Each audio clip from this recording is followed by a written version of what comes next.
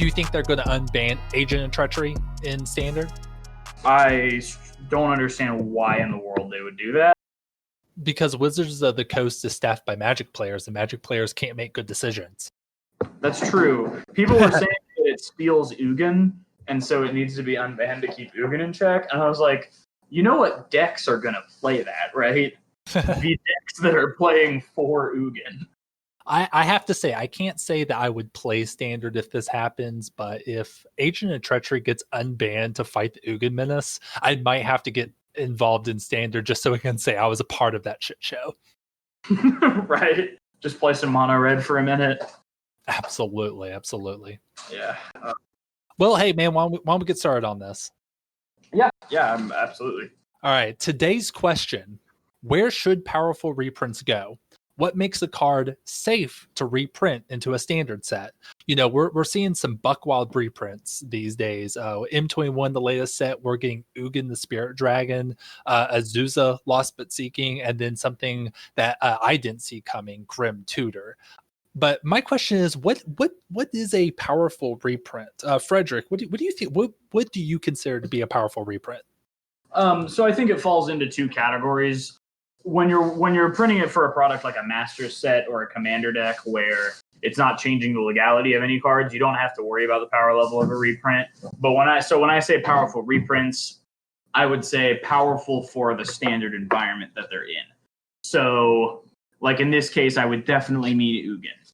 And what's interesting about Grim Tutor, like I think Grim Tutor is such a fascinating case because it is like objectively a powerful card. Like searching through your deck and putting a card in your hand is really good in a lot of formats.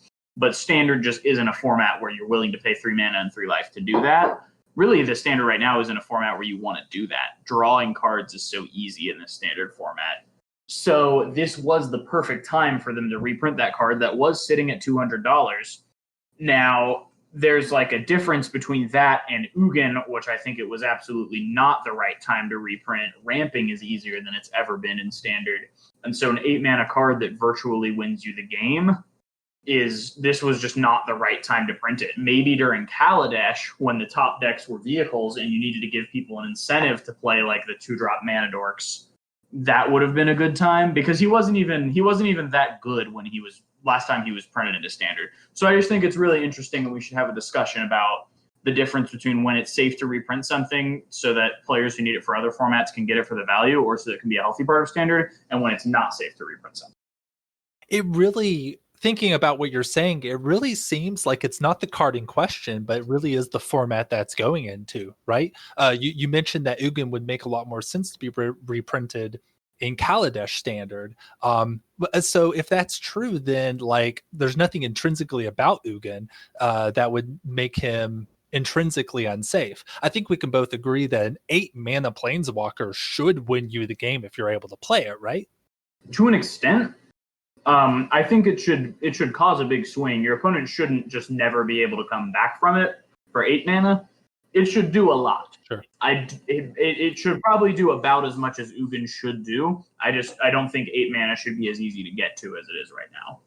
Right. Now, when you say powerful reprints, are you talking about financial value? Because I think we could both agree Azusa is what people would consider a safe reprint right now because it's not that powerful in effect for Standard. As far as I know, it's not really seeing any play in Standard. But you know, it's a good reprint in terms of financial value. I'm certainly happy to see it in M21. So, based on price level alone, would you consider Azusa to be a powerful reprint? Yeah, when I say powerful, I'm not talking about price. I do think that Azusa was a very good reprint here. Same with Grim Tutor. I don't think there's really a standard format. You'd be hard pressed to find a standard format where it would be unsafe to print Azusa. She's just not really a standard card. Grim Tutor, I think there have absolutely been standard formats, even ones kind of recently, where it would be unsafe to have printed that. Now, we'll see what happens with Zendikar Rising. I feel pretty confident that Landfall is coming back. I agree. I think it's so weird that we have so many cards that do what Azusa does better in 99% of cases, but you still want to use Azusa in the modern combat decks that she's necessary for. Modern combo decks that she's necessary for. Sure. I'm To be honest, I don't see a problem with Ugin being reprinted in M21. Like I said before, an 8-mana Planeswalker should win you the game. And the problem, Ugin is seeing a lot play in standard right now. He is the new hotness. We'll see if that continues down the road. But I'll say Ugin will probably be a main player in standard for as long as he's in there, as long as the ramp that surrounds him stays at this current level. Yeah. So him being safe, I think that him intrinsically being safe to print is true. The problem is the cards surrounding him. I really think, and I'm sure we agree with this, the ramp that Wizards has created around Ugin is what's making it unsafe. Basically, Wizards should never have made a Growth Spiral and War Nissa. And once those leave the standard environment, I don't think there'll be a problem with Ugin at all. Yeah, I pretty much agree with you there. There's a lot to be said for the context in which a card is going to be printed. And maybe Ugin is a litmus test for whether a format you've designed is whether your format has ramp that's too strong. And in the same way that, like, if combo decks are doing really well, then your format's probably a little too slow. Or if Baneslayer is really good, then your removal is probably too weak. What do you think is the most egregious example of printing a card that was way too powerful for the format it was created for? If we're just talking about printing, not reprinting, then Oko, for as long as I've played Standard, or maybe Aetherworks Marvel. Like back then, that was really awful to play against. Yeah, Oko was just a complete mistake, right? Like they just went into some sort of fugue state for a couple of months and didn't realize what they were creating. Well, here's what I think. I'm a little more cynical, maybe. I think Hasbro wanted to make money, and so they told them to Hasbro pushed Oko into like not being killed by Fry, whatever, all the other memes about how strong it is. I think Hasbro put it there because they wanted to sell packs of Eldraine. I think that's defensible if you want to take that position. For me, Arkham's Astrolabe. Such an innocuous looking card, right? But that card just completely wrecked everything. Yeah. I do think that Arkham's Astrolabe might be banned in some format or the other during the next Banned and Restricted announcement, which is happening this Monday. Mm-hmm. I think, we've got to consider, what might be unbanned. We might get an unbanned in Modern. I'm always excited for that. I agree with you that usually it's more about the context that a card is printed in than it is about the card itself. But I definitely think it was irresponsible to print Ugin with all of the good ramp that is the case right now. Maybe we need to go back to printing 3-mana land destruction. Dude, let me be the first to tell you. You stone rain my land, I'm going to stone rain your life. Okay. No, I totally understand. Maybe instead of making Stone Rain, they should just not print Growth Spiral. Maybe look at that and be like, maybe this should be a sorcery, or maybe this should draw you a card, or something like that. Yeah. I don't want to blame Growth Spiral itself. I think we ought to look at just the critical mass of good ramp cards. Growth Spiral and Wilderness Reclamation came in the same block. And then Uro came like in the next block, and it just feels like maybe. And then there's like a really good 1-mana Mana Dork and Gilded Goose, like at the same time. Like literally all of the good ramp is kind of available at the same time. They just gave us Cultivate in M21. I don't know if that's seen play in those decks, but it's certainly like make sure it ramps you and make sure that you have the land in your hand to play off of Uro or Growth Spiral. Like it's the critical mass. Like any one of those cards would probably be fine. Yeah, so to go back to our original question, what makes a card safe to reprint in a standard set? It really just seems to come down to whenever Wizards creates a decent format that that won't break it, right? Right. Aside from like edge cases, like they probably obviously shouldn't put Skull Clamp into a standard format. They shouldn't put Oko in a standard format. Right. Oh, I just mean like reprints, but yeah, like. I think a lot of it just comes down to context, like what format it's being printed in. Because I know there are formats where Grim Tutor would have been busted, but it's a really safe print right now.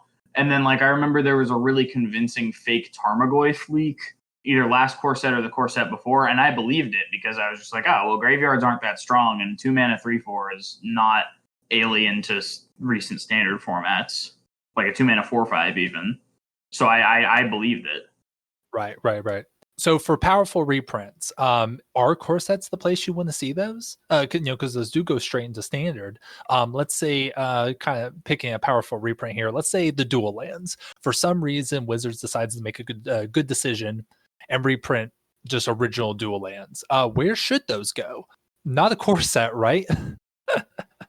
Well, you're right. I wouldn't want them in standard. I would want them somewhere else. I think like corsets are if you want to reprint something into standard and it has lore connotations in the way that like Ugin does, like you can't justify putting Ugin in any set flavor wise. So corsets are really helpful for that. Like Azusa like is native to Kamigawa. So if we want to reprint her, it either has to be in a corset or we have to go back to Kamigawa, and that's very unlikely. So like if that's what you mean, then I think a corset's the ideal place for standard reprints that have lore connotations. But otherwise, like there's no real reason that has to be the case, right? Like we can just say, we don't want to have to worry about that and just put anything anywhere, right? Oh, I disagree. I like my sets to be self-contained. I like them not to use art that's depicting another plane in a set for a specific plane. Okay. If Wizards were going to reprint the dual lands, where would you want, like something being made this year, where would you want them to go? Jumpstart would be a good place for the dual lands. It would add some value to Jumpstart, but not in a way that like interlopes on what casual players might want. They could put them in Double Masters. Yeah, Double Masters, Jumpstart, I think are both good options. I'm trying to think of what else is coming out this year. There's like a flurry of products. Maybe whatever dumb Commander draft set they're doing. I forget what the name was. I'm not excited about it. But yeah, I think Jumpstart would be an ideal place to slip dual lands in if they wanted to reprint them. Absolutely. I think that we should be looking for powerful reprints from planes that we revisit, especially. Like it was really good of them to learn from their mistakes with the old Zendikar block and put the Shocklands into the Return to Ravnica block when they were probably debating not doing that or making them some premium product that comes alongside it.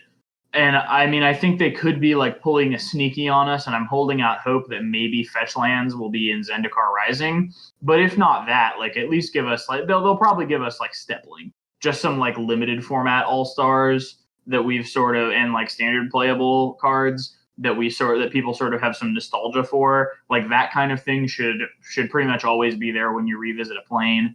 And like I don't know, like maybe they'll give us the ally man lands back. Like maybe I would love Celestial Colonnade to be a little bit cheaper. So like that's the kind of thing that they should really be putting into these plane revisiting sets, because revisiting a plane doesn't mean a lot without the cards that made that plane it. I've been around for a couple of return sets, and I always see the discourse, and it's a lot of people just basically wanting a reprint of the entire set. I could see Step Links coming back to Zendikar Rising, and it probably wouldn't even be that bad a thing, but like I want new cards. I want to see Zendikar now, as opposed to the Zendikar of 2009. I don't want to see that many reprints from the original Zendikar. I want new stuff. I want iterations on what we already know and love, not the same old cards.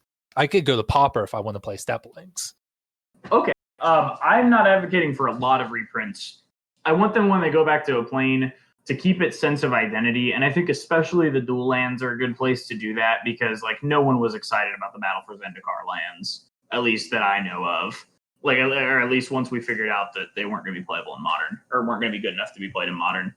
I agree with you, but then we get into Wizards has a vested interest in making sure there are new dual lands for upcoming standard formats. I think you're right, but Wizards just isn't going to do that because it's not in their best interest to do so. Right, that's fair. I think one of the big things I would say is like I do want a few reprints. I do think it's cool that like we would get Step Links, we would get maybe Oracle of Moldiah, whatever, in Return to Zendikar, but I don't think more than like 10 cards in the set need to be just like cool reprints that people are excited about.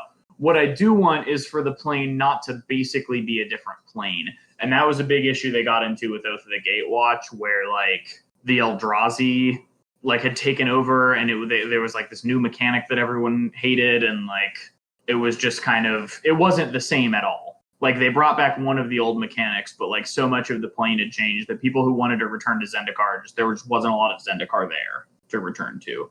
And so they really fixed that mistake with, and I think, or the Guilds of Ravnica block. And I feel like if they want to continue on that tradition, a big part of that is reprints. Like the fact that we got the Shocklands in Guilds of Ravnica block, I would have advocated for us maybe getting Birds of Paradise, Lightning Helix, Dark Confidant. I was holding out for a Dark Confidant reprint.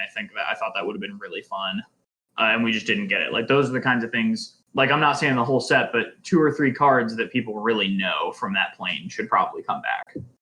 Yeah, that would be good. I think 10 reprints per, or about 10 reprints would get people who are really excited about the plane back and wanting to play. Right. As far as powerful reprints where they should go, I really do think they should go in standard. We have to be able to trust Wizards of the Coast to craft meaningful and exciting and balanced formats for us to play in. Like I want to see a Ugin reprint in standard. I think that's really great. But the like we mentioned before, the problem is the format that he's being printed into. Basically, I think where powerful reprint should be standard, but Wizards also needs to make a standard that doesn't have Growth Spiral as a card that exists. So a standard that can accept those powerful reprints with open arms. Yes, create a standard that can have powerful cards, but doesn't create a overpowered format, if that makes sense. Can we agree on this, that Wizards of the Coast should try to design a format where it's safe to reprint Dark Confidant and then reprint Dark Confidant? Yeah, I think that would be good. That's the reason to ask for. Yes, we can ask for that. I'm not a format designer. I don't think I'd do a good job of being able to craft that environment. But there are a lot of smart people at Wizards of the Coast, a lot of top players and people that have been thinking about the game for many years. They should be able to do it. Yeah, they should be expected to, like it's their job. And I mean, to be fair, I wouldn't want you as a format designer either. Red Deck Wins is strong enough as it is. I do have to say, I hate to admit that Embercleave might be a mistake, but I just love the card so much. It feels so good to play. All right, when people are talking about unironically playing 9 lives in the sideboard to deal with a card, that card might be broken. Yeah, that's a good way to look at it. Well, I think that's all we got for this one. Yeah. All right, thanks so much for listening to Gut Shot, home of the absolute spiciest MTG hot takes. I'm Will at Aggressive Rhetoric. And I'm Frederick at Warcrimes Uwu on Twitch. I first picked Rada, so naturally I put 30 lands in my draft deck, and it didn't work out. So that's all the time we have for today. Join us later for more Gut Shot.